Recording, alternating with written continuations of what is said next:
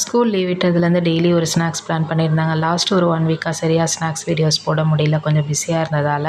இன்றைக்கி பார்த்திங்கன்னா பாஸ்தா பண்ணலான்னு சொல்லிட்டு தான் பண்ணியிருந்தேன். இதுக்கு ஃபஸ்ட்டு ஒயிட் சாஸ் ப்ரிப்பேர் பண்ணிக்கலாம். இதுக்கு வந்து பட்டரை கொஞ்சமாக கடாயில் ஆட் பண்ணிவிட்டு கோதுமை மாவு அதில் போட்டு நல்லா வறுத்து எடுத்ததுக்கப்புறமா நம்மளுக்கு டேஸ்ட்டுக்கு தகுந்தா போல் ஒரு 2 கிளாஸ் பால் அதில் ஆட் பண்ணிவிட்டு நல்லா அந்த கட்டி இல்லாமல் நல்லா கலந்து வரணும்.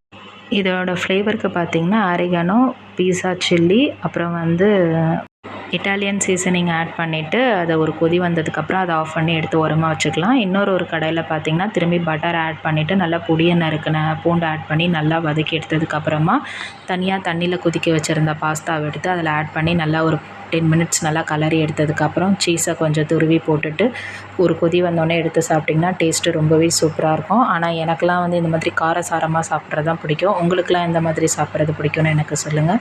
இந்த வீடியோ உங்களுக்கு பிடிச்சிருந்தா என்னோடய சேனலை சப்ஸ்கிரைப் பண்ணிக்கோங்க. தேங்க்யூ.